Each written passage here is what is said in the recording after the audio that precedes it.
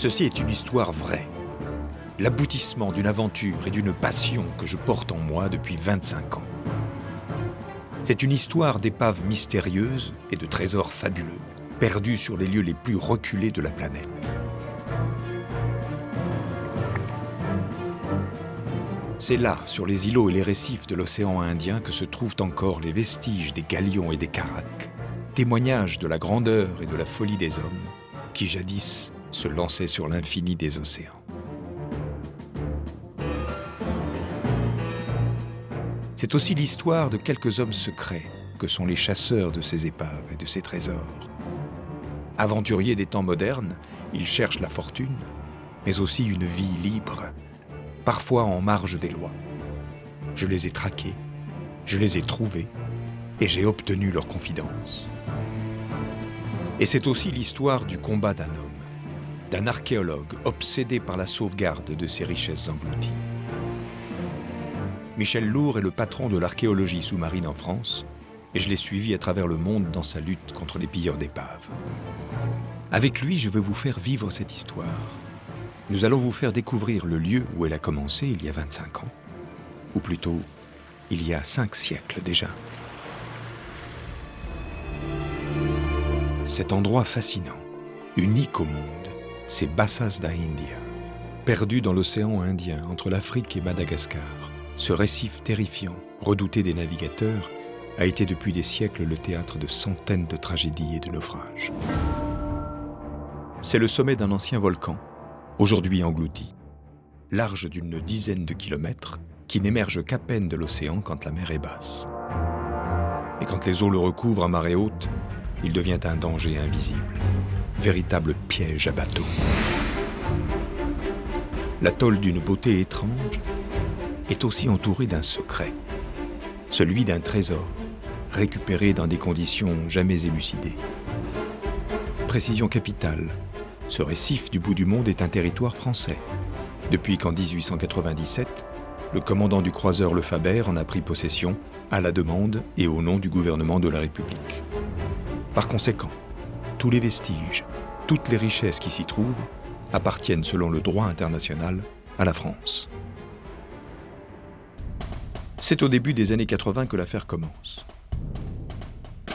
Michel Lourd, alors fraîchement arrivé au service de recherche sous-marine, apprend qu'un trésor de pièces d'argent et des canons d'une inestimable valeur historique, provenant de Bassas da India, ont été débarqués en Afrique du Sud et proposés à la vente aux musées et aux plus grandes salles de vente du monde. Il tente d'intervenir par voie diplomatique pour faire valoir les droits de la France sur ce patrimoine, sans résultat.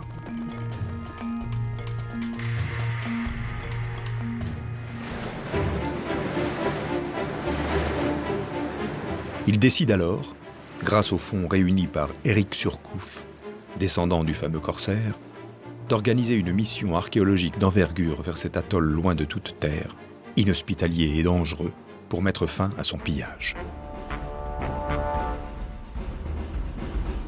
L'objectif de l'expédition, qui part en 1987, est de remonter la piste du mystérieux trésor et de sauver ce qui reste des vestiges des épaves et de leur cargaison. Notre premier objectif est la prospection du platier corallien, où se trouvent encore les débris d'épaves fracassés sur ce haut fond depuis des siècles par les vents et les vagues déchaînées.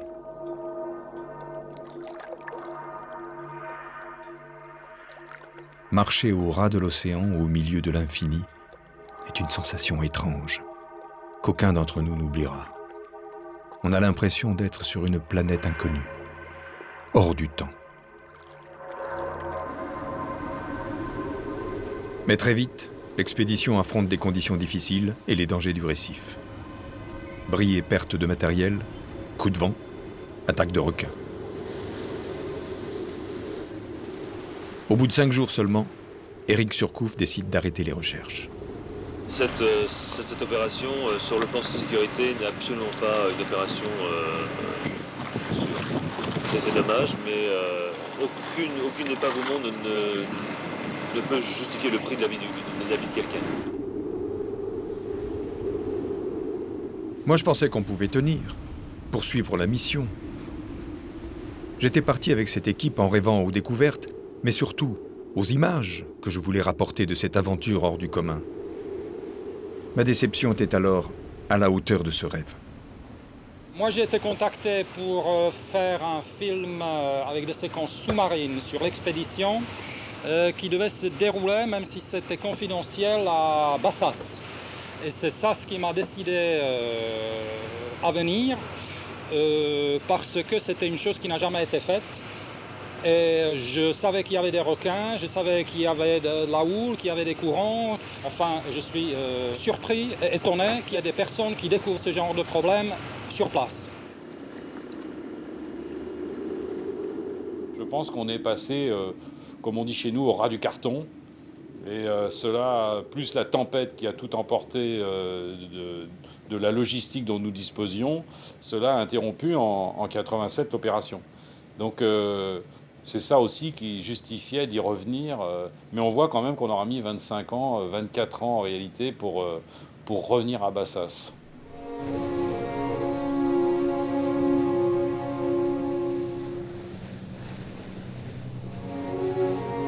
Aujourd'hui, nous sommes tous les deux de retour dans l'océan Indien, en route vers Bassas da India. Avec son équipe d'archéologues, Michel Lourd m'a proposé de l'accompagner pour réaliser ensemble notre rêve. Le contexte de l'expédition est cette fois différent. Il ne s'agit pas seulement de retourner à Bassas, mais de prospecter auparavant l'ensemble des îles éparses, ces minuscules territoires français aux confins de Madagascar. Classées réserves naturelles, les 5 îles, Europa, Bassas da India, Juan de Nova, les Glorieuses et Tromelin sont parmi les derniers sanctuaires de la biodiversité des océans avant l'arrivée de l'homme.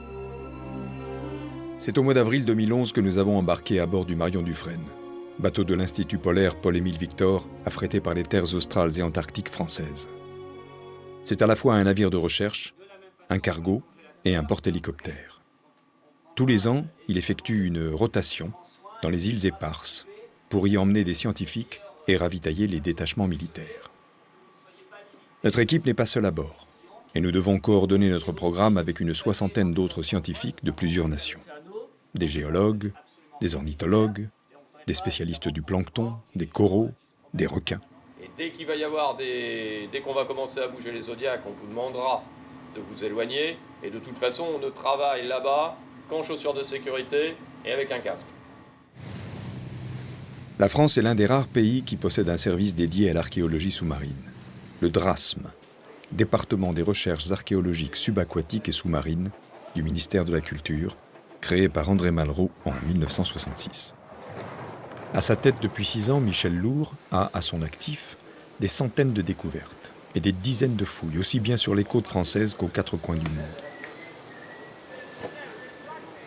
Cette fois, il a confié la direction de la mission aux îles Éparses à son adjoint, Frédéric Leroy. À leur côté, Sébastien Legrand, pilote de Zodiac, mécanicien, ancien nageur de combat, et Frédéric Ossada, photographe de l'expédition. Quant à Denis Dégèse, c'est le monsieur électronique, informaticien, chargé des sondeurs, sonars et autres moyens de détection sous-marine.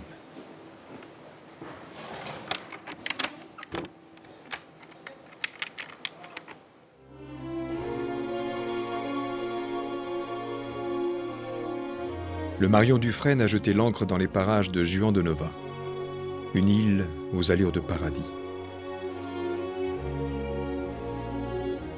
Avant de définir les objectifs de l'exploration en plongée, Michel Lourd survole l'immense lagon qui recèle, d'après les archives, de nombreuses épaves, dont beaucoup restent encore à découvrir. La carcasse imposante d'un vapeur britannique, le Tottenham, jeté sur le récif par une tempête en 1911, domine la barrière de corail.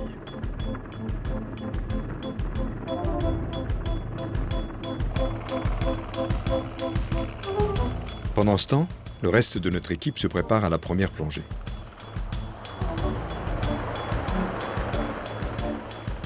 Entre les rotations de l'hélico et les mises à l'eau des embarcations des scientifiques, le pont du Marion Dufresne prend des allures de porte-avions en pleine opération.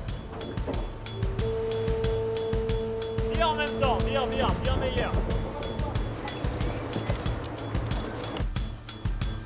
L'embarquement, lui aussi, ressemble à une action de commando. Le Marion Dufresne est prévu pour mettre à l'eau un sous-marin scientifique, mais pas forcément des plongeurs.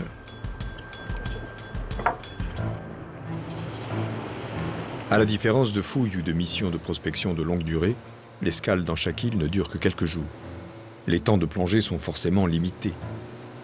Que peuvent espérer découvrir, étudier, les plongeurs archéologues lors de ces incursions trop rapides dans cet univers où il faudrait passer des semaines?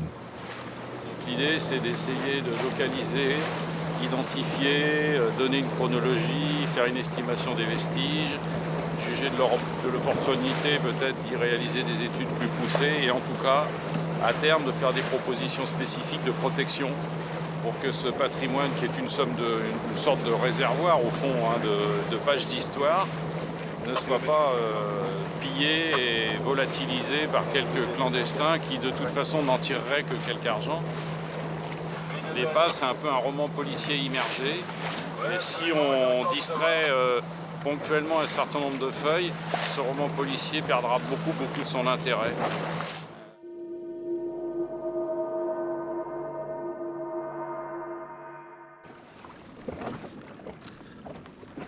Le patron du Drasme a décidé d'explorer les fonds autour de l'épave d'un navire anglais perdu en 1937, mais dont les parages n'ont pas encore été documentés. Il faudra aussi vérifier une rumeur qui court dans les îles, celle de l'épave mystérieuse d'un sous-marin israélien coulé dans le lagon lors d'une mission secrète. Il faudra donc ouvrir l'œil.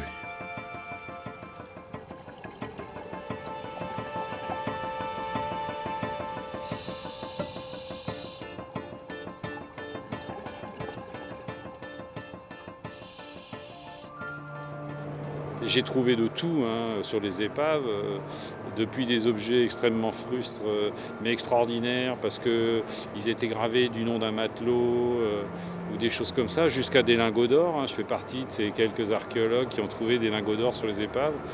Jamais j'ai eu la tentation d'en prélever rien, voilà. Parce que je respecte les épaves, parce qu'elles sont l'expression des humains, elles sont leur vie.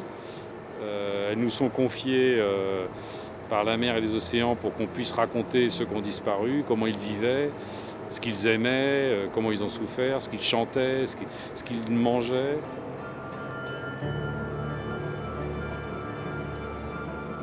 J'ai vécu à travers l'épave, dans l'histoire des naufrages, dans les témoignages archéologiques, dans les carènes sous l'eau, jusqu'à une déformation. Les bateaux, je les vois sous l'eau bientôt.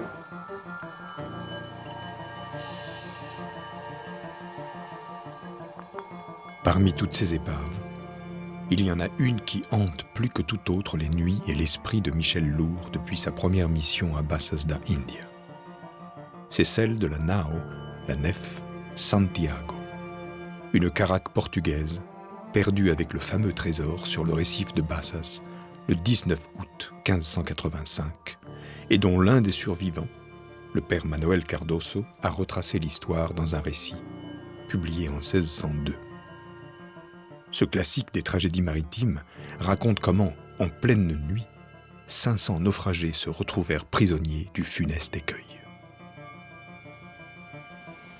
Dieu voulut, selon les jugements justes et secrets que lui inspirent nos péchés, qu'au moment où nous étions tous plongés dans le sommeil, le navire qui filait toute voile dehors heurta de plein fouet le banc. Il fallait que Dieu eût aveuglé les matelots de vigie sur le beaupré et les soldats en poste sur les vergues pour qu'ils ne vissent pas l'écume de la mer qui s'écrasait sur le haut fond, et qu'en outre, il leur eût bouché les oreilles pour qu'ils n'entendissent pas, dans la tranquillité de la nuit, le rugissement des vagues qui se fracassaient avec furie sur les récifs. L'épave de la Santiago, elle était encore plus inscrite comme un fantôme dans ma mémoire parce que à l'époque de notre première opération, il y a 25 ans, on ne l'a pas vue. On a trouvé un navire de la Compagnie des Indes anglais, le Sussex, qui s'était perdu là en 1738, et puis finalement la Santiago que nous découvrons sans la voir, je dirais, puisqu'un seul d'entre nous a vu l'épave. Chef, je te reçois mal. René s'est fait mordre par une murène ou un requin et vous le rapatriez, c'est ça? Bon, ça a l'air assez sérieux. Ça saignait beaucoup. Bon, pour l'instant, on lui a mis un carreau provisoire avec sa chemise. Faut pas qu'on tarde trop pour le recoudre et on va peut-être être même obligé de l'endormir. Et puis alors, il est quand même tout content parce qu'il avait découvert le Santiago, il y a des canons partout, il y a des tas de trucs. Et alors, il a perdu un petit peu la prudence et c'est comme ça qu'il s'est fait bouffer. Donc on se retrouve dans l'urgence, obligé de le rapatrier sur le bateau, opéré en catastrophe. Et tout se passe bien puisque le lendemain, il se déplace grosso modo avec une troisième jambe en bois, mais il est là. Mais on n'a pas vu d'épave. Pour éviter un carton comme hier, ce que j'aimerais, c'est que tu passes en premier, que tu vois un petit peu s'il y a des murènes ou des requins. Qu'est-ce que tu as amené comme matériel là? Là, des systèmes Lupara à balles explosives, 357 Magnum, ou alors 44 Magnum. Et avec ça, on est tranquille. La murène ne va pas durer longtemps. On se préparait à repartir sous cette protection vers le site de la Santiago, quand juste à ce moment, une tempête tropicale s'est levée. Le lendemain, face à la mer déchaînée, Éric Surcouf est contraint de lever l'ancre et d'abandonner les recherches.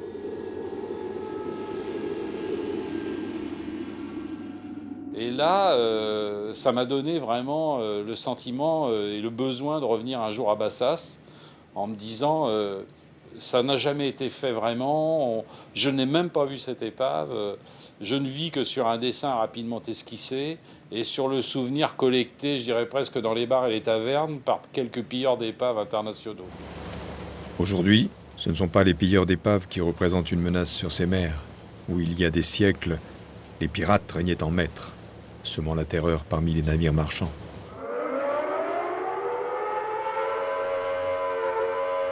Attention s'il vous plaît, pour exercice, passage en niveau 2 d'alerte pirate. Je répète, passage en niveau 2 d'alerte pirate, confinement en cale numéro 2. Oui, c'est bien par là. Depuis l'éclatement de l'État somalien en 1991, la piraterie est revenue dans cette partie du monde.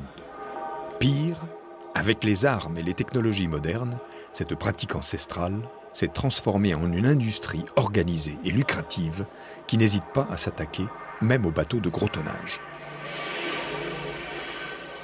Pour sauver les vies, la seule défense est alors de se réfugier dans les cales et laisser les pirates piller le bateau. Au large de la Somalie et du Yémen, les voies maritimes sont aujourd'hui protégées par des marines de guerre. Plus loin, plus au sud, c'est aux États et aux commandants de prendre leurs précautions. C'est une carte qui rappelle les quelques principes en cas de rencontre de pirates. Avec la délimitation d'une zone, mais cette zone qu'on a appelée une zone à haut risque, comme vous pouvez le voir, elle englobe quasiment tout le nord de l'océan Indien, le nord-ouest. Mais les limites, malheureusement, changent tous les jours et s'étendent quasiment tous les jours. Nous sommes relativement bien informés sur les mouvements des navires, des esquifs, dans le nord du canal de Mozambique actuellement, avec des dépêches qu'on reçoit quasiment tous les jours. Et on nous avait signalé donc, la semaine dernière un départ de 17 esquifs qui se dirigeaient justement dans le nord du canal de Mozambique. Ce canal, une des plus importantes voies maritimes jadis fréquentées par les galions, aujourd'hui par des cargos et des supertankers, a toujours été un terrain de prédilection pour les forbans, les aventuriers et les chasseurs de trésors. Le pillage a été endémique à Bassas. C'était devenu une espèce de haut lieu de rencontre de la piraterie internationale sur épave. Alors, il en est d'autres qui ne se sont pas contentés d'ailleurs de frapper les îlots et atolls français du canal de Mozambique, puisque il y a quelques années, j'ai pu faire saisir des canons en bronze qui provenaient, là encore, d'une épave portugaise, d'un lieu isolé de la côte du canal de Mozambique, que je ne peux pas préciser pour l'instant, mais que nous avons parfaitement localisé. En remontant ce canal du Mozambique, le Marion Dufresne doit effectuer une escale à Mayotte, une île et un département français dans l'archipel des Comores. Une partie de l'équipage doit y être relevée et quelques équipes scientifiques remplacées. Mais les archéologues restent pour poursuivre leur mission. À l'approche des côtes, le directeur du Drasme se montre impatient de descendre à terre, où il doit effectuer une mission qu'il garde pour l'instant secrète. Alors, c'est pour vous allez faire un reportage ou c'est top secret? Oui, voilà. Voilà, top secret, ouais. Il accepte finalement d'être accompagné par la caméra, mais discrètement. Nous pénétrons à l'intérieur d'une zone militaire. Monsieur Lourd, je suis le directeur du Drasme. Oui, non, je suis à la plage des Badamiers, là, je suis à la Légion étrangère, j'ai quelque chose à faire là. C'est ici que sont entreposés les canons très anciens et très rares, saisis par la douane avec le concours du directeur du Drasme à une équipe de chasseurs de trésors français. C'est rien d'extraordinaire, hein. Et ouais, parce qu'en fait, ils ont été pillés sur une épave portugaise du début du XVIe siècle. Ouais. Mais il y a plusieurs années qu'on poursuivait le... Il va y avoir le procès, normalement. Ouais. Et on devrait les remettre au gouvernement malgache. Ah bon ?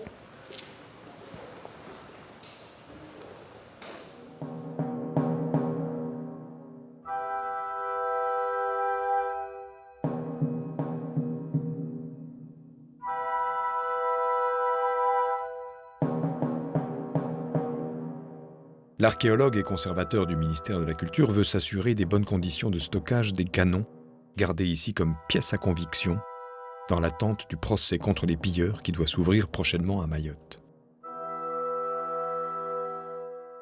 Ils sont super beaux, hein, en plus. Hein. Ils ont des blasons... Oui, d'accord. Alors certains ont ce qu'on appelle la sphère armillaire du Portugal. Donc ça, c'est typique. On est sur un naufrage dans le tout début, probablement premier quart 16e siècle, dans les années 1520. Voilà, là, il y a une sphère armillaire. On la devine quand on sait qu'elle existe. Ça fait comme une boule. Hein. Là, on ne les voit pas parce que celui-là, il est vraiment en train de cancériser. D'ailleurs, le métal est quasi poreux, là, hein, vraiment. Ouais. En fait, c'est le blason portugais, quoi. C'est des très belles pièces. Cela fait des semaines que je suis pas à pas Michel dans sa chasse aux pilleurs d'épaves. Je suis stupéfait à la vue de ces canons, car il s'en est fallu de peu pour que je me trouve moi-même impliqué dans le pillage d'un trésor sous-marin. Cela s'est passé il y a quelques années déjà. En feuilletant une revue de plongée sous-marine, j'ai été attiré par une annonce qui proposait une chasse au trésor dans l'océan Indien. Toujours à la recherche d'un sujet de film d'aventure, j'ai répondu et eut la surprise de tomber sur une vieille connaissance. François Clavel, le capitaine d'un beau bateau ancien, avec qui je m'étais lié d'amitié autrefois et qui depuis s'est reconverti dans la chasse au trésor. Le vieux bourlingueur m'avait alors dévoilé son projet d'expédition et j'avais décidé d'y participer. Mais finalement, je n'ai pas pu partir. Heureusement pour moi. Mais cela n'a pas empêché la douane judiciaire de s'intéresser à moi, après que cette expédition ait mal tourné. Lors de cet interrogatoire, j'ai appris que cette aventure est devenue une affaire judiciaire, et que les membres de l'expédition étaient menacés de graves poursuites. Abasourdi, je suis retourné voir François, qui, malgré ses ennuis, a accepté de tout me raconter. J'ai beaucoup travaillé en archives. Et puis en fin de compte, personne ne m'a jamais rien acheté parce que les gens ils veulent bien prendre les renseignements, mais ils ne veulent jamais payer. Et c'était des projets sur Madagascar. Et en fin de compte, j'ai fini par cibler un projet qui me paraissait faisable, sans argent, sans autorisation, juste en constituant un groupe avec des gens comme ça qui, en passant une annonce et en louant un bateau pour aller faire une recherche. Alors on est parti comme une équipe de plongeurs et en fin de compte en faisant une petite recherche, pas le masque tuba, comme des bons touristes, on a trouvé une épave extraordinaire, on est tombé sur ce qu'on a appelé le tas de canon.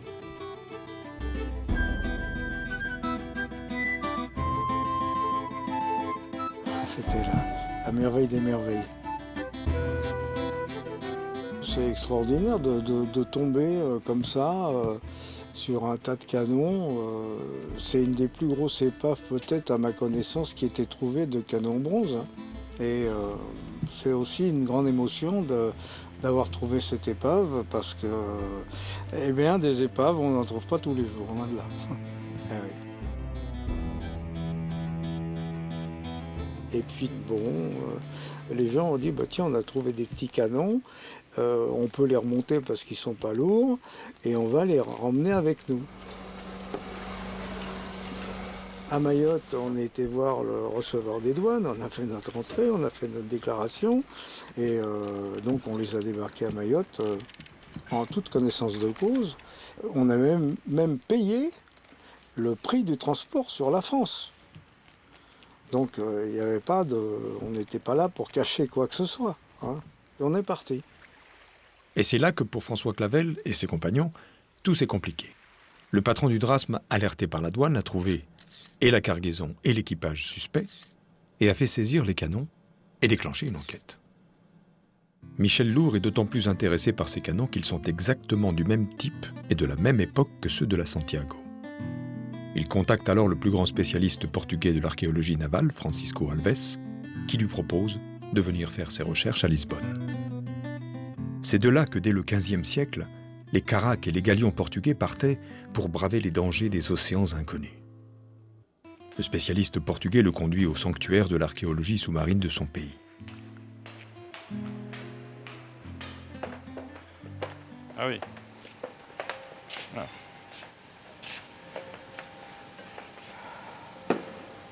Eh ben c'est à peu près 40 ans du patrimoine subaquatique.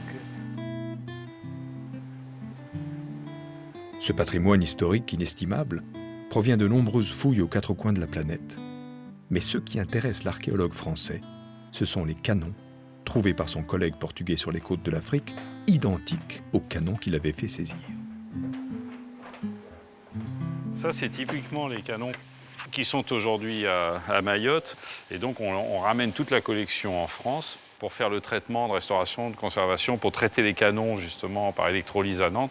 Et un des Français que je connais à Madagascar, qui a suffisamment d'argent, a dit « Moi, je veux bien mécéner la restauration de la collection ». Alors, comment c'est arrivé en réalité, cette histoire? C'est qu'en 2004, j'ai été appelé par les douanes françaises. Ils m'ont signalé avoir enregistré une déclaration de ce qu'ils appelaient des tubes métalliques, de peu de valeur, etc. Et moi, je leur ai demandé, grosso modo, les noms des déclarants. Et comme c'était des types qui avaient déjà été arrêtés dans des histoires de pillage d'épave, bon, j'ai dit, on arrête tout, on va bloquer. Et en fait, c'était ces canons portugais.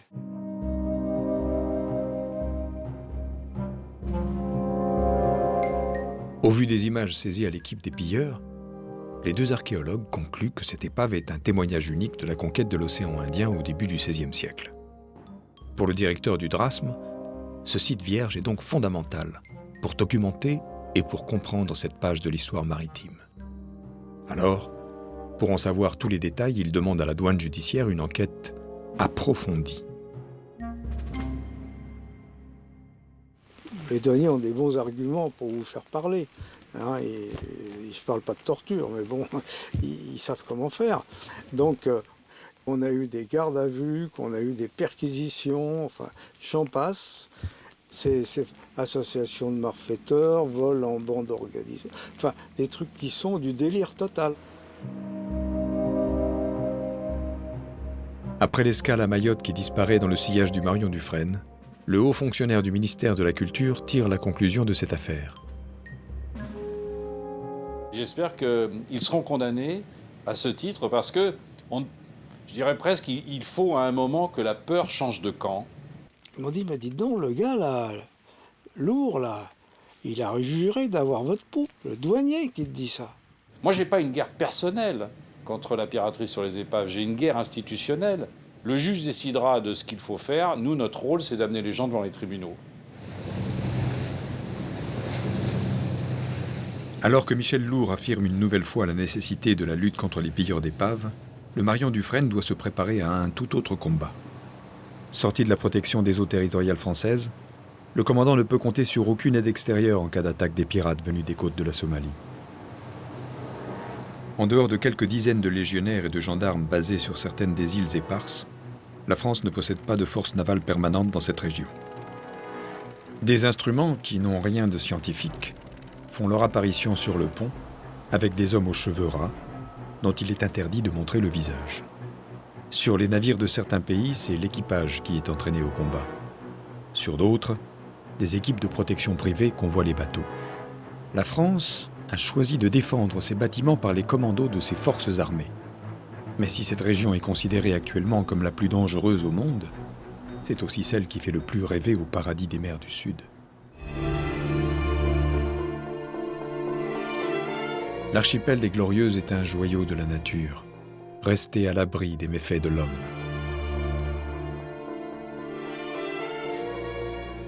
C'est sur son rivage que Michel Lourd et Frédéric Leroy découvrent une pirogue jetée ici par une tempête. Pollux, pour erreur, c'est l'équipe Drasme qui avait trouvé la pirogue. Drasme Moteur. Oui, on l'a sur l'épaule présentement et on la ramène tout doucement sur le chemin jusqu'à la DZ et probablement jusqu'à la plage. Pour les archéologues d'aujourd'hui, les trésors ne sont pas seulement les canons, les pièces d'argent et les lingots d'or. Ce peut être tout témoignage des cultures et des civilisations disparues, comme cette pirogue, preuve d'un savoir-faire ancestral. Et Michel de s'interroger sur sa future destination. Musique et branly, je pense, ouais. Potentiellement, ça peut les intéresser. Musée de la Marine. Et puis, sinon, musée du Drasme, dans notre salle d'expo. Mais ça m'étonnerait qu'il n'y ait pas un grand musée, que ça finisse par intéresser. On verra bien. Hein. Trouveront peut-être que c'est surfait, mais elle est vraiment belle.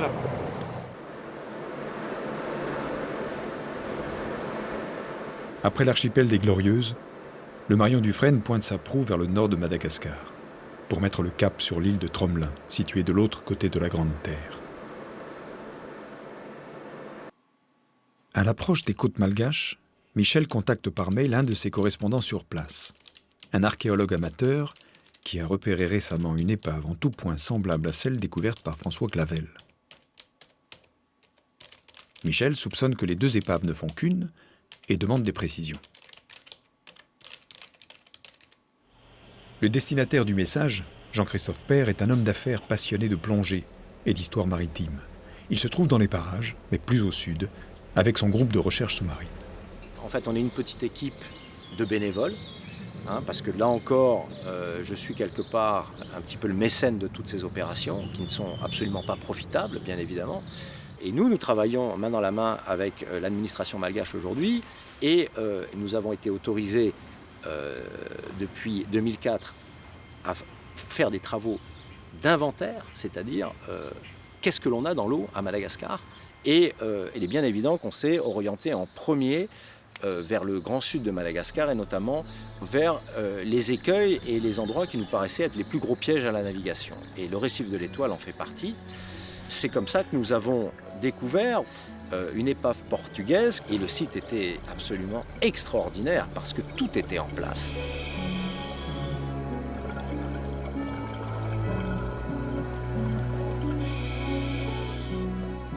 Nous avons nettoyé un des plus gros canons sous l'eau et nous avons pu identifier déjà que c'était un bateau portugais, de par la sphère armillaire et puis de par les armoiries de Manuel Ier.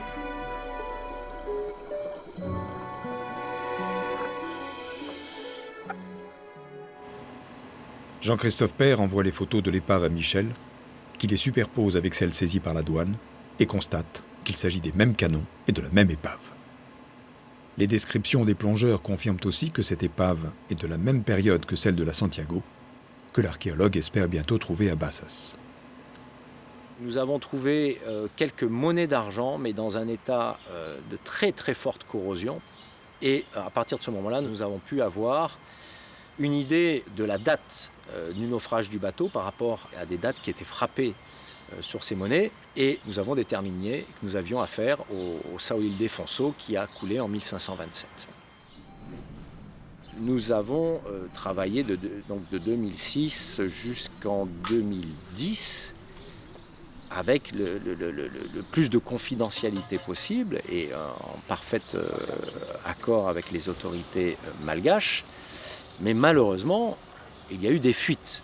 Alors, je ne dis pas que les fuites viennent forcément de notre équipe, mais on est à Madagascar. Il est bien évident que nos passages successifs ont éveillé certaines curiosités. Et c'est bien sûr l'appât du gain qui suscitait cette curiosité autour du banc de l'Étoile. Les chasseurs de trésors n'ont pas disparu du canal du Mozambique.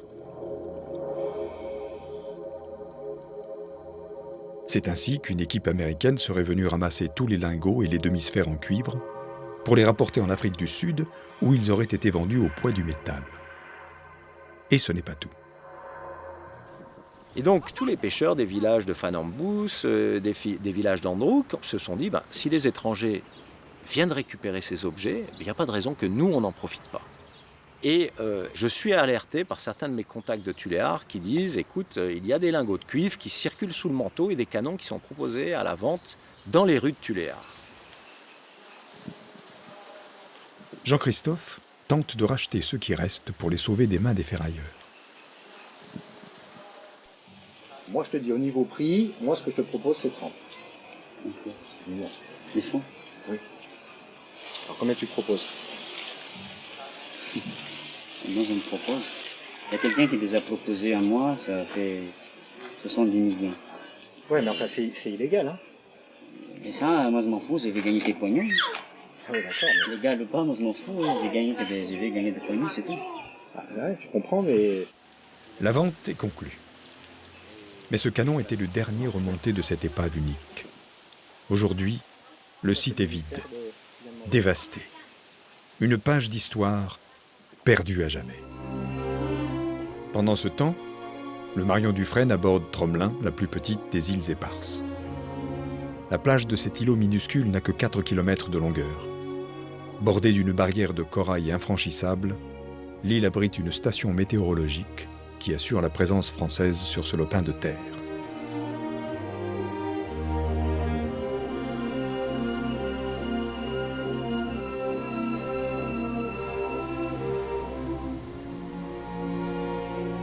Mais c'est par une sombre histoire d'esclavage et le naufrage tragique du vaisseau l'Utile que Tromelin est entré dans la mémoire. Alors là, on est pile devant le site de l'Utile, avec des vestiges qui sont là depuis 1761. Des canons au premier plan, dans un deuxième plan, une ancre de champ, qui est une ancre qui a marqué véritablement le site de l'Utile depuis de nombreuses années. En arrière-plan, on voit le Pollux qui est en train de prospecter et on essaye véritablement de coupler les observations à terre et les observations en mer pour essayer d'avoir un plan d'ensemble, avoir une lecture de l'ensemble de ce gisement. À l'aide d'un sonar perfectionné, les hommes du Drasme tentent de retrouver les vestiges du navire qui s'est échoué ici, alors qu'ils venaient d'embarquer à Madagascar 160 hommes, femmes et enfants pour les emmener en esclavage à l'île Maurice. Enfermés dans les cales, peu survivront au naufrage.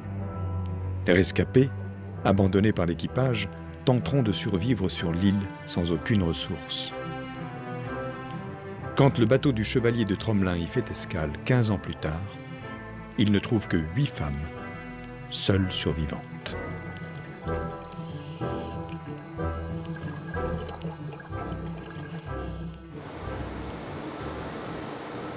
Après avoir contourné la pointe sud de Madagascar, le Marion Dufresne jette l'ancre aux abords d'Europa, dernière escale avant Bassas da India.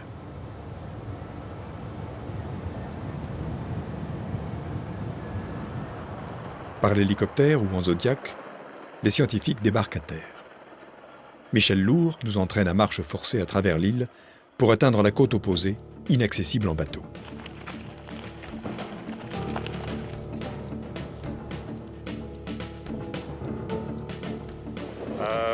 OPEA pour Drasme. Ok, nous on va marcher, on a 1 kilomètre à peu près à faire pour aller jusqu'à l'épave qui nous intéresse. Allons-y.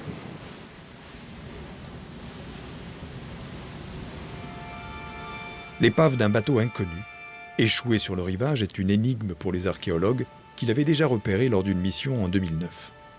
Cet empilement de barres et de lingots intrigue les chercheurs.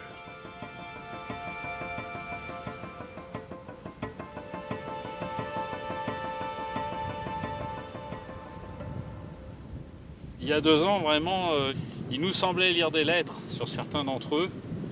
Mais c'est pour ça qu'on voulait en prélever un, parce que il nous semblait, ça ne veut pas dire grand-chose. Si on devait faire qu'avec des « il semblait », on ne pourrait pas décrire l'histoire des hommes, ou alors il n'y a même plus besoin d'étudier, il suffit de raconter n'importe quoi. Cependant, on ne peut éluder une question. Quel intérêt peut bien présenter une épave pas vraiment ancienne, un amoncellement de ferraille pour la science? Pour nous, toutes les épaves méritent d'être inventoriées, classées, enregistrées. Lorsqu'on fait le travail d'inventaire qui est celui du DRASM, on ne les choisit pas, on prend la totalité, on essaye d'être le plus exhaustif possible. Voilà, donc en tout cas, si elles ne sont pas archéologiques, elles sont incontestablement, elles sont historiques et à ce titre, elles méritent d'être enregistrées. L'échelle doit servir aux chercheurs à porter le lingot arraché de l'épave. Mais au bout de quelques pas, ils renoncent à traîner les 40 kilos sur 7 km à travers l'île. Après tout, si l'hélicoptère de la mission sert aussi à rapporter les ordures des îles, il doit pouvoir transporter une pièce archéologique.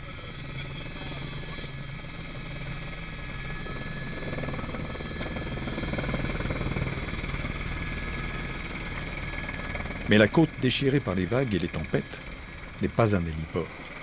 Et il faudra toute l'adresse et l'expérience du pilote pour jouer l'équilibriste avec sa machine, pendant que nous nous précipitons pour ramasser la barre métallique pour la rapporter à bord du Marion Dufresne.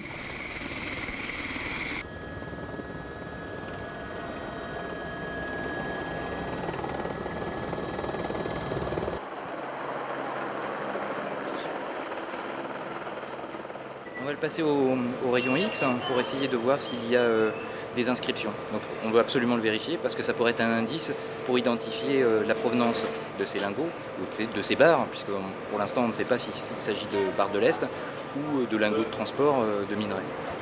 Une analyse du minerai sera effectuée pour savoir si on peut préciser un petit peu la provenance. Donc s'il y avait des inscriptions plus la nature réelle du métal, ça nous permettrait en principe d'avoir un élément supplémentaire pour tenter d'approcher l'identité de ce navire et surtout de préciser quels sont potentiellement des éléments du commerce maritime dans ce secteur. Après Europa, le navire met enfin le cap sur Bassas da India, où Michel Lourd espère trouver la réponse à l'énigme de la Santiago.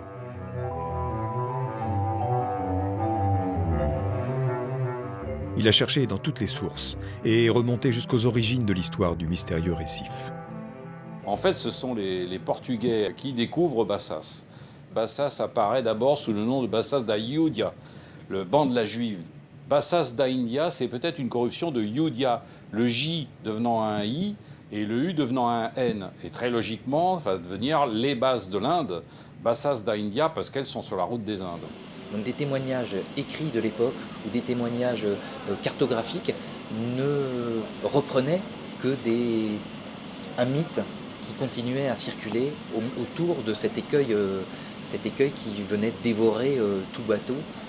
On avait presque là un hydre qui venait aspirer tout navire qui pouvait circuler dans ce secteur-là. Cet écueil, ce cimetière de navires que pouvait représenter le banc de la Juive, Bassas da India. On comprend qu'un grand nombre de navires qui empruntaient alors la route des Indes n'aient pu éviter le terrible écueil, avec ses cartes et les instruments de navigation de l'époque. Et on se dit qu'avec les satellites et les moyens de navigation modernes, les marins d'aujourd'hui doivent disposer de cartes ultra précises. Erreur.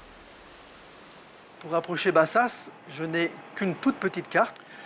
En plus de ça, je n'ai pas moyen de savoir quand ont été faits les relevés. Je suppose que c'est très ancien, puisque le cartouche d'à côté, ça a été fait en 1977. Et en fait, ce que disent les instructeurs nautiques, c'est qu'il faut en éviter les parages. Voilà.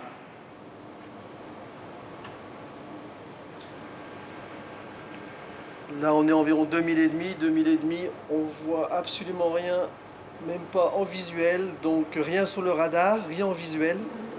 Le sonar non plus n'indique rien sur les fonds de 2000 mètres, où plongent à pic les parois du volcan, droit devant. Enfin, dans la lueur du petit matin, l'écume blanche des brisants apparaît à l'horizon. C'est un lieu hors du temps, où les couleurs de la mer et du ciel se mélangent, se confondent selon la hauteur et l'éclat du soleil. J'ai souvent dit que j'avais laissé des fantômes à Bassas. Il y a quelque chose comme ça qui tient d'une espèce de mythe qu'on crée dans sa propre vie.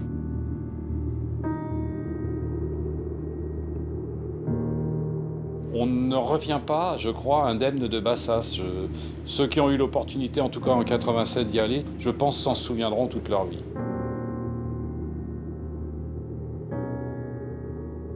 Avant de se lancer à travers le lagon pour chercher l'épave de la Santiago au sud, nous mettons à l'eau le Zodiac pour un premier repérage.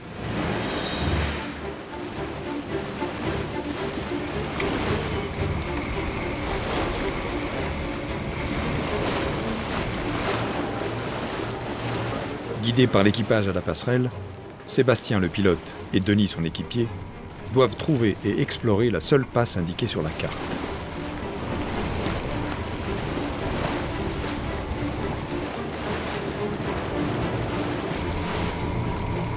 À l'approche des premiers débris d'épave qui jonchent le récif, l'émotion, la tension monte.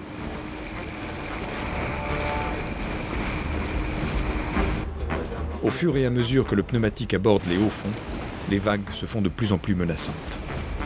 Les hommes ont du mal à tenir le cap. À la passerelle du Marion, c'est l'inquiétude. Non, mais il a trop avancé là. Mais non, reviens vers le bateau, reviens vers le bateau. Reviens vers le bateau et sors de là, sors de là. Pollux disparaît derrière les brisants, puis ne répond plus. Ok, bien reçu, d'accord. Le commandant décide immédiatement d'envoyer un Zodiac de secours. Qu'a-t-il bien pu se passer? Bassas serait-il toujours cet endroit maudit? Les carcasses rouillées des épaves modernes prouvent que même de nos jours, le récif peut toujours piéger les marins.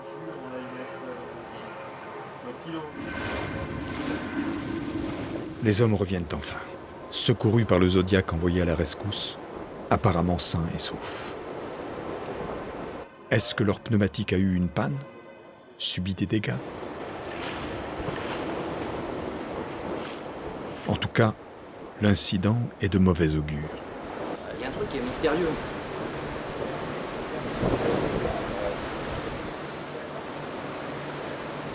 En fait, le Zodiac devait être un petit peu lourd et au moment, un coup, et ça tapait. Manifestement, le réservoir s'est fissuré, sans doute à cause de la houle très forte.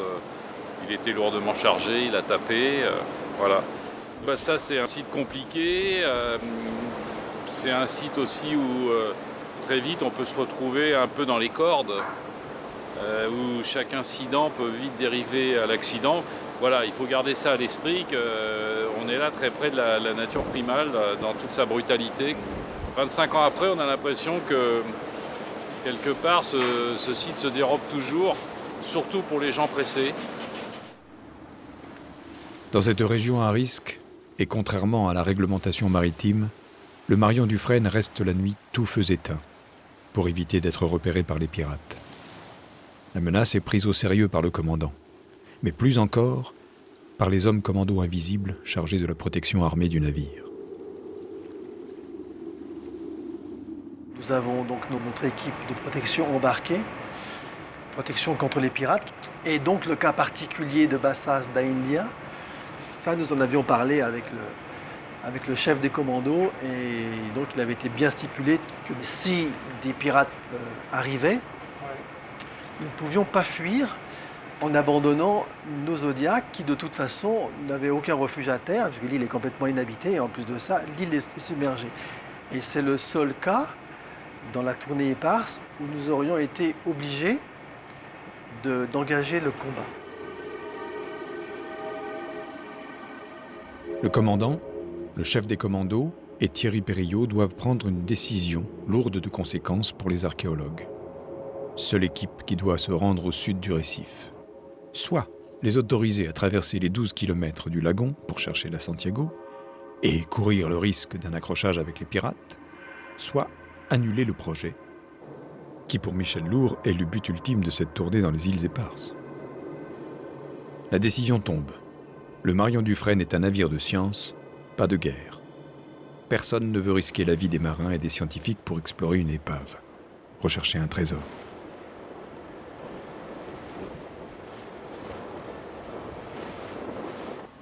Pour Michel Lourd, le rêve vieux de 25 ans s'écroule. Il faut à tout prix trouver une solution. C'est sûr que si on avait la possibilité d'aller avec un hélico jusqu'aux épaves, pour nous c'est bouclé dans la matinée. Plutôt que de se traverser le lagon, repartir à pied. Sinon, c'est vrai que si tu pouvais déplacer avec l'hélico sur zone... Mais le problème, c'est qu'il faut pas qu'il y ait d'eau, quoi. À la limite, il n'a pas besoin de beaucoup de portants, enfin d'assiettes. Il faut juste qu'il puisse se positionner et toi tu descends. Mais il faut pas qu'il y ait d'eau. S'il y a de l'eau, ça marche pas. Le pilote d'hélicoptère est d'accord pour nous emmener au sud de l'atoll. Mais il ne pourra s'y poser qu'à condition de trouver un endroit sec, au risque que l'eau salée n'endommage ses turbines. On espère tous qu'on va pouvoir descendre, approcher des vestiges de la nef portugaise, ou de ce qu'il en reste.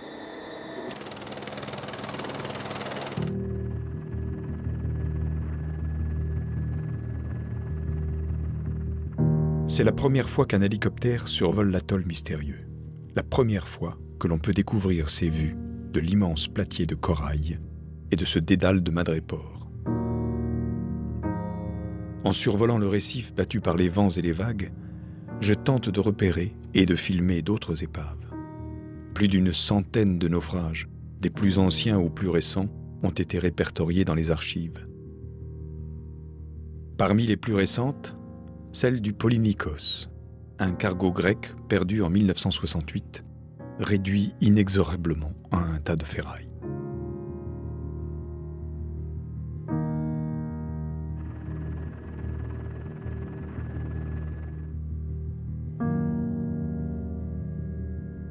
Voici tout ce qui reste du Sussex, un fier vaisseau de la compagnie anglaise des Indes orientales, perdu en avril 1738, avec une riche cargaison de thé, de soieries et de porcelaine de Chine, dont Michel a retrouvé plusieurs pièces lors de l'expédition de 1987. C'est un témoignage de la violence des tempêtes, mais aussi de la cupidité des hommes, qu'il avait tour à tour jetés sur les récifs, disloqués, puis dépouillés de ses richesses. Après avoir localisé le Sussex, Michel Lourd sait que l'épave de la Santiago n'est pas loin et indique au pilote sa direction. Je songe au récit des naufragés, jetés en pleine nuit parmi les déferlantes. Abandonnés par le capitaine et ses officiers, ils tentent de s'accrocher au récif, de construire des radeaux de fortune. Certains se battent pour être confessés, d'autres remplissent leurs poches de pièces d'or qui vont les entraîner par le fond. La voracité des requins, puis la faim de leurs propres compagnons feront le reste. Une soixantaine seulement parviendra à survivre au désastre, atteindre les côtes d'Afrique, puis à revenir au Portugal. Le récif va devenir la sépulture de tous les autres, engloutis avec leurs richesses. Avec la beauté incomparable de l'atoll, c'est cette foule de disparus qui fait de Passas da Índia le lieu le plus étrange et le plus émouvant.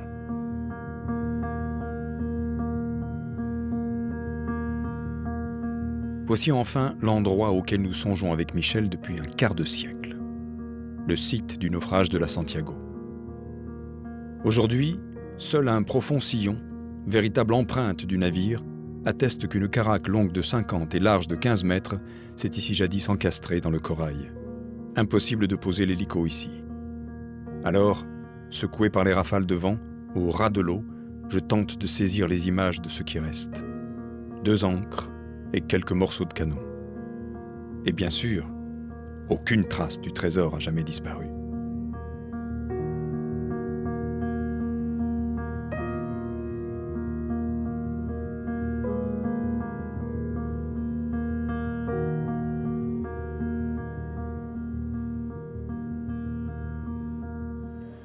C'était le vrai gros échec des débuts de notre carrière professionnelle. En fait, j'avais un vieux problème à régler avec Bassas et le Santiago depuis 25 ans. Le bateau a été archi-pillé, etc. J'avais envie de le voir. Voilà, donc je l'ai vu, c'est réglé. Une fois de plus, Michel Lourd quitte Bassas sans avoir percé ses secrets. Mais avant de clore une fois pour toutes ce dossier, il voudrait connaître le fin mot de l'histoire. Et à défaut de trouver le trésor, trouver ceux qui l'avaient pillé. Alors, dès la fin de la mission, il retourne à Lisbonne, à la recherche de nouvelles pistes. Le musée maritime est le sanctuaire de l'époque où les vaisseaux portugais dominaient une bonne partie des mers connues. Cela fait longtemps que l'archéologue sait que ce musée possède quelques rares vestiges provenant du pillage à Baças de Índia. Il voudrait comprendre comment ces objets provenant d'une île française ont pu arriver jusqu'ici.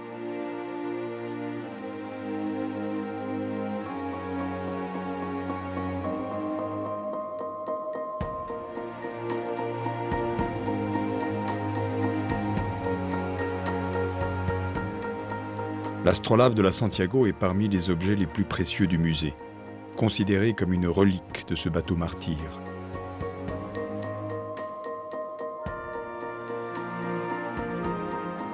C'est avec cet instrument qu'il y a 5 siècles, le pilote Gaspar Gonçalves avait indiqué à son capitaine une position erronée, causant ainsi la mort de 500 personnes.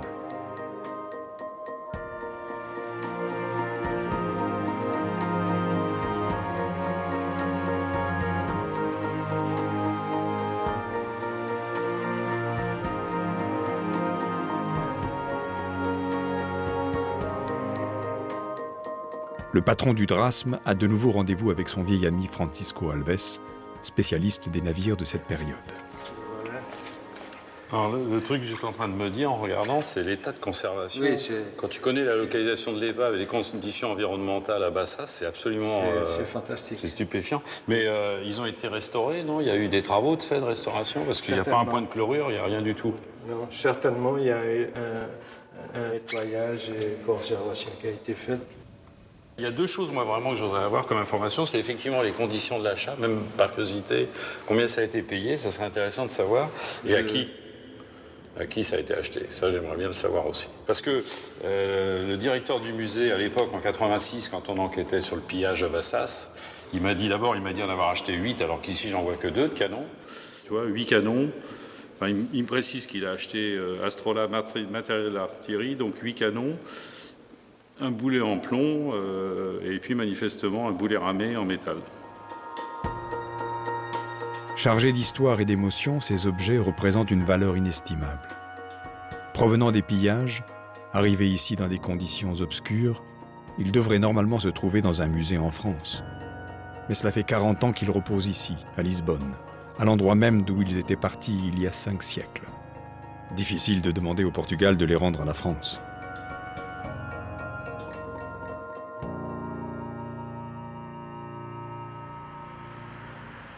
Le musée de Lisbonne garde ses secrets. Dès son retour à Marseille, le patron du Drasme cherche d'autres pistes, ressort ses vieux dossiers. Pratiquement tous les témoins et toutes les sources qui voulaient bien nous transférer de l'information sur les pillages de Bassas citaient toujours la même personnalité. Un aventurier ex-légionnaire qui vivait sur une jonque, donc c'était vraiment récurrent. Évidemment, le personnage m'a passionné parce qu'on avait presque l'impression d'être dans les personnages à la Kessel, et en même temps, on se rendait compte du pouvoir de destruction d'un seul homme. Et Michel a trouvé aussi son nom, Ernst Klaar. Mais il est exclu pour un fonctionnaire du ministère de la Culture d'entrer en contact avec un pilleur. En revanche, rien ne l'interdit au réalisateur que je suis. Alors, je me lance seul à la recherche de ce personnage de roman. De nos jours, on doit forcément trouver quelque part sa trace. Erreur. Le seul Ernst Klaar répertorié est un essayiste allemand du début du XXe siècle. Sûrement pas l'homme que je cherche. J'explore alors une autre piste. Celle d'un site spécialisé dans les monnaies anciennes qui propose d'authentiques pièces de la Santiago. Fausse piste aussi. Rien ne prouve qu'elles aient été mises en vente par Klaar. C'est finalement un vieux fascicule sur le tragique naufrage édité par le musée de Natal en Afrique du Sud qui décrit des objets trouvés par Ernst Klaar, à qui il exprime même ses remerciements, qui m'a mis sur la bonne voie et m'a permis de remonter jusqu'à une adresse en Suisse. Mais il fallait encore persuader le chasseur de trésors de me recevoir et de me livrer ses secrets. À quoi peut ressembler l'homme que Michel Lourd cherche depuis 30 ans? Je m'attendais à un rendez-vous dans un lieu secret, entouré de précautions dignes d'un roman policier, et me suis même équipé d'une caméra cachée. Mais voilà un paisible citoyen suisse qui promène son chien et qui, sans façon, m'invite chez lui. Tout le monde rêve. Quand on était petit, on a rêvé de Long John Silver et avec son jambe en bois. Et là, moi j'arrive, Long John Silver, je trouve des pièces de l'argent. Ernst Klaar voit son passé de pilleur comme un rêve d'enfant sorti tout droit du fameux roman L'île au trésor. Comme son héros, le pirate à la jambe de bois, il a amassé des pièces en or, en argent. Il y en a une dont il ne se sépare jamais. 4 réals. 4 réals. À peu près 15 grammes. Provenance Santiago? Oui. Et comment avez-vous découvert l'histoire de la Santiago et de son trésor? Très très bon ce bouquin. Et j'ai trouvé le nom de Santiago qui apparemment s'est écoulé avec beaucoup de trésors. Avec beaucoup de trésors. Und ich habe zu meiner Frau gesagt, das einzige Mögliche, um das herauszufinden, ob es noch da ist oder nicht da ist hinzufahren. Denn wenn man nicht hinfährt, hat man ja sowieso schon verloren. Man kann nur gewinnen, wenn man Lotto spielt, kann man nur gewinnen, wenn man auch einen Einsatz kauft. Sonst hat man von Anfang an schon verloren. Und dann sind wir hingefahren und haben die Santiago innerhalb von 3 Stunden gefunden. Direkt da, wo wir vermutet haben. Là où on a pensé, on l'a trouvé. Elle était là. Nachdem der Santiago-Geschichte hatte sie 400.000 Silberstücke an Bord. Das war das Gewicht von 12 Tonnen Silber. Wir haben nicht alle gefunden. Ça suffit.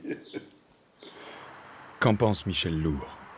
Que peuvent faire les archéologues contre les aventuriers pleins d'audace qui opèrent dans les vastes zones sans surveillance?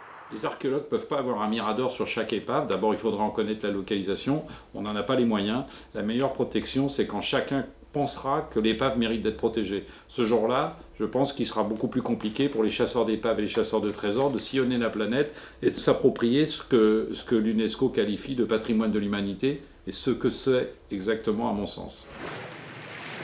Comme Michel Lourd, je ne me fais pas à l'idée de clore cette histoire sans avoir percé le secret d'Ernst. Comment a-t-il trouvé les pièces de la Santiago?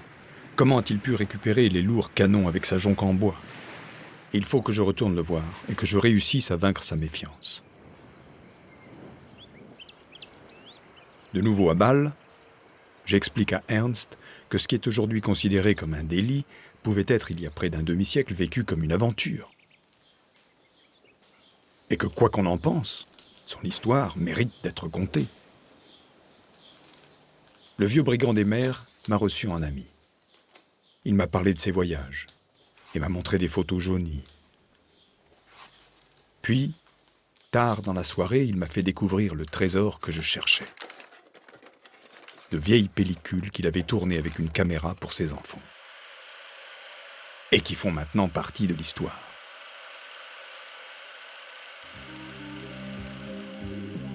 Il y décrit comment il est arrivé à Bassas en 1977 comme une famille en vacances. Avec sa femme Ilona et leurs 3 enfants, Alex, Inge et Hans, âgés de 11, 13 et 14 ans.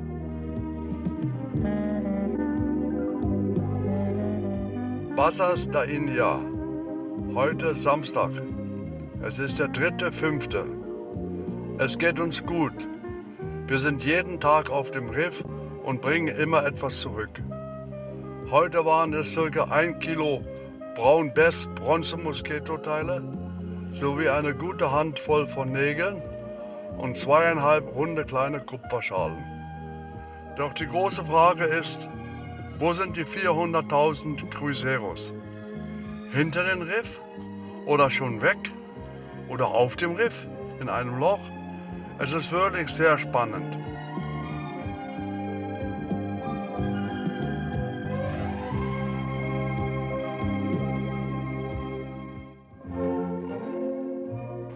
Heute war ein spezieller guter Tag.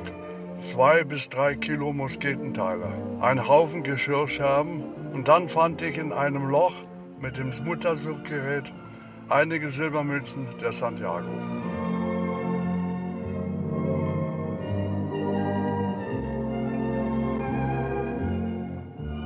Wir haben noch ca. 400 Liter Wasser, 10 Kilo Zwiebeln und Kartoffeln, Reis, kurz noch für 4 Wochen zu leben.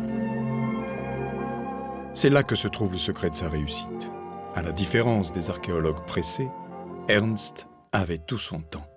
Et puis, il a toujours eu de la chance. Wir hatten Glück und fanden alle 8 Kanonen. Die Kanonen haben wir mit 16 angebundenen Kanistern über das Riff in die Lagune gebracht und auf den Felsen gelegt. Morgen möchten wir die andere holen und übermorgen mit dem Boot zum Felsen fahren, um sie dort an Bord zu nehmen.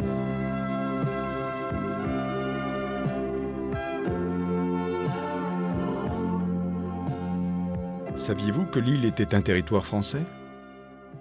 Et que ce que vous faisiez était illégal? Oui. Oui. Mais es war niemand da, es hat sich niemand um Bassas gekümmert. Bassas für mich war ein Steinhaufen, ein verlorenes Stück Erde, Steinhaufen. Und ich habe ja auch keine Grabschändung gemacht. Ich habe nur aufgelesen, was herumgelegen ist. Et Ernst de me raconter que pour lui, Bassas da India était devenu une sorte de banque. Quand il avait besoin d'argent, il y retournait. Mais sa jonque n'était ni assez grande, ni assez solide pour soulever les plus gros canons qui pesaient plus d'1 tonne. Alors il a loué un grand bateau de pêche et il est revenu.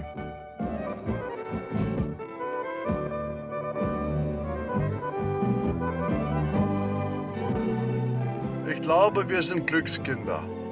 Das Staatsmuseum von Pietermaritzburg in Südafrika kaufte alle 8 Kanonen mit einem Gesamtgewicht von 7,5 Tonnen.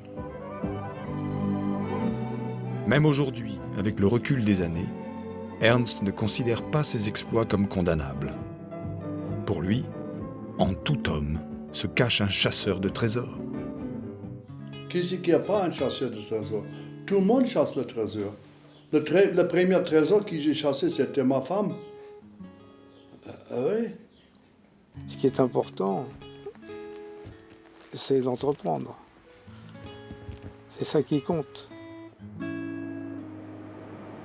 Évidemment, quoi, on peut pas être dans ce métier sans connaître le côté obscur, comme on dit, de la force.